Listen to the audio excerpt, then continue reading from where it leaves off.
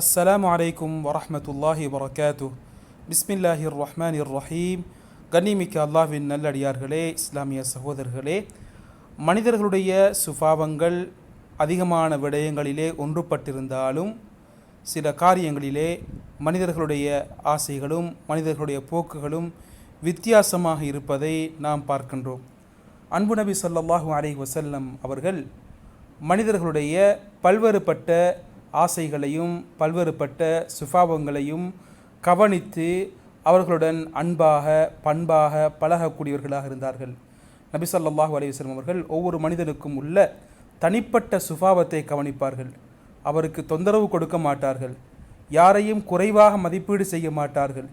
இது நபி ஸல்லல்லாஹு அலைஹி வஸல்லம் அவர்கள் சஹாபாக்களுடன் பழகும் பொழுது அவர்கள் கற்றுத்தந்த பெரும் ஒரு பாடமாக எமக்கு இருக்கின்றது.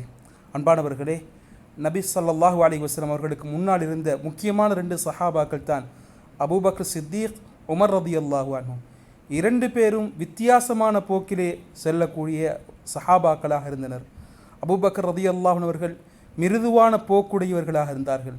நபி ஸல்லல்லாஹு அலைஹி வஸல்லம் அவர்கள் இவர்களை பல்வேறுபட்ட சந்தர்ப்பங்களிலே தன்னுடைய தோழராக பயன்படுத்தி இருக்கின்றார்கள்.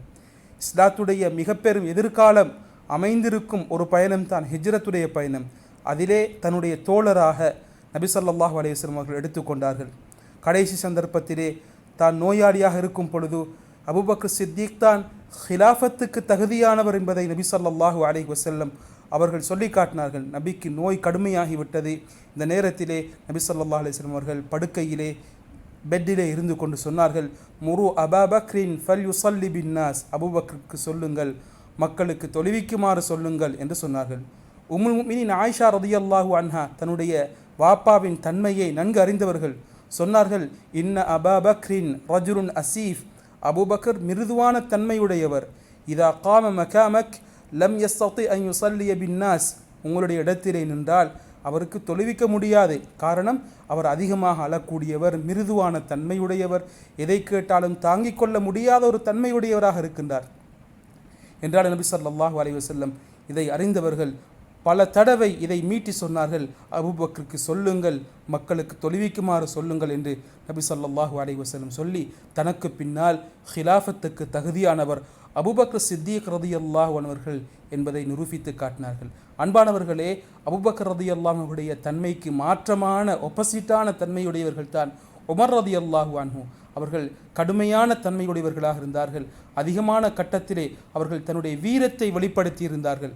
நபி ஸல்லல்லாஹு அலைஹி வஸல்லம் அவர்கள் இவர்களுடைய உறுதியான தன்மையை பார்த்து சொன்னார்கள், உமரே, நீங்கள் ஒரு பாதையில் சென்றால் ஷைத்தான் இன்னொரு பாதையிலே செல்வான் என்று நபி ஸல்லல்லாஹு அலைஹி வஸல்லம் அவர்கள் சொல்லி காட்டினார்கள்.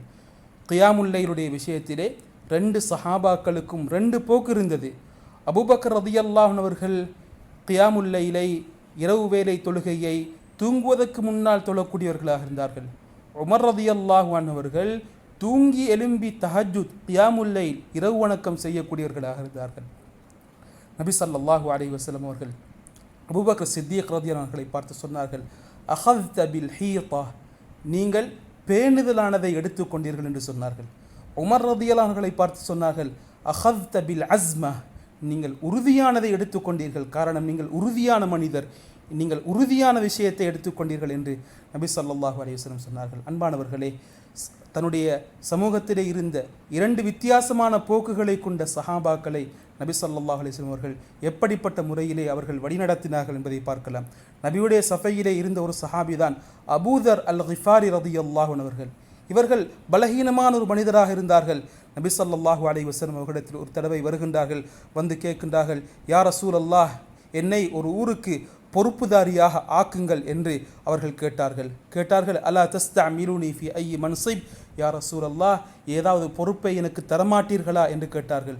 நபி ஸல்லல்லாஹு அலைஹி வஸல்லம் சொன்னார்கள், யா அபூதர் இன்னக தஈஃப், நீங்கள் பலகீனமானவர், வ இன்னஹா அமானா, நீங்கள் கேட்கும் பொறுப்பு இது அமானிதமானது, கியாமத்துடைய நாளையிலே சிலருக்கு கேவலமாக அமையும், வனதாமா, இது கைசேதத்துக்குரியதாக அமையும், இல்லா மன் அஹதஹா பிஹக்கிஹா வ அத்தல்லதி அலைஹி ஃபீஹி, யார் இதனுடைய உரிமையை நிறைவேற்ற வேண்டிய அமானிதத்தை நிறைவேற்றினார்களோ இவர்களை தவிர மற்றவர்கள் அனைவருக்கும் கைசேதத்துக்குரியதாக பொறுப்புகள் மாறும்.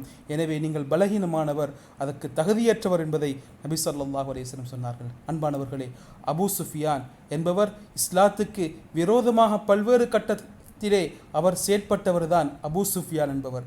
இவருடைய சுபாவம் எப்படி இருந்ததென்றால், அவர் புகழை விரும்பக்கூடியவராக இருந்தார்.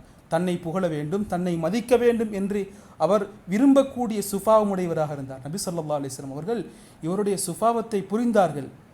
நபி ஸல்லல்லாஹு அலைஹி வஸல்லம் அவர்கள் ஃபத்ஹு மக்காவுடைய சந்தர்ப்பத்திலே, மக்காவுடைய வெற்றியுடைய சந்தர்ப்பத்திலே இவருடைய அந்த புகழ் விரும்பும் தன்மையை கவனித்து அவரை புகழ்ந்தார்கள். எப்படி என்றால், மன் தஹல தார அபி சுஃபியான் ஃபஹுவ ஆமீன். யார் இன்றைய தினம் அபூ சுஃபியானுடைய வீட்டிலே நுழைகின்றாரோ அவர் பாதுகாப்பை பெற்றுவிட்டார், அவரை யாரும் கொல்ல முடியாது என நபி ஸல்லல்லாஹு அலைஹி வஸல்லம் அவர்கள் அபூ சுஃபியானுடைய வீட்டை சொல்லி காட்டினார்கள். காரணம், அபூ சுஃபியான் இந்த புகழை கேட்டு நபி ஸல்லல்லாஹு அலைஹி வஸல்லம் அவர்களுடைய இந்த இஸ்லாத்தின் பக்கம், நபியுடைய தஅவாவின் பக்கம் வந்து அதை ஏற்றுக்கொள்ள வேண்டும் என்பதற்காக வேண்டி நபி ஸல்லல்லாஹு அலைஹி வஸல்லம் அவர்கள் இப்படிப்பட்ட முறையிலே பேசினார்கள். எனவே அன்பானவர்களே, எமது சமூகத்திலும் பல்வேறுபட்ட சுபாவம் உடையவர்கள் இருப்பார்கள். இவர்களுடைய அந்த சுபாவத்தை கவனித்து இதை சமாளித்து விட்டு கொடுத்து அனைவரையும் எமது ஒத்துழைப்புக்கு கீழால் கொண்டு வருவது நபி ஸல்லல்லாஹு அலைஹி வஸல்லம் காட்டிய முக்கியமான வழிகாட்டலாக இருக்கின்றது. அல்லாஹ் நபி ஸல்லல்லாஹு அலைஹி வஸல்லம் அவர்கள் காட்டிய அஹ்லாக்கை எமது வாழ்க்கையிலே தந்தருள்வானாக. வ ஆகிரு தஅவானா அல்ஹம்துலில்லாஹி ரப்பில் ஆலமீன். வஸ்ஸலாமு அலைக்கும் வரஹ்மத்துல்லாஹி வபரகாத்துஹு.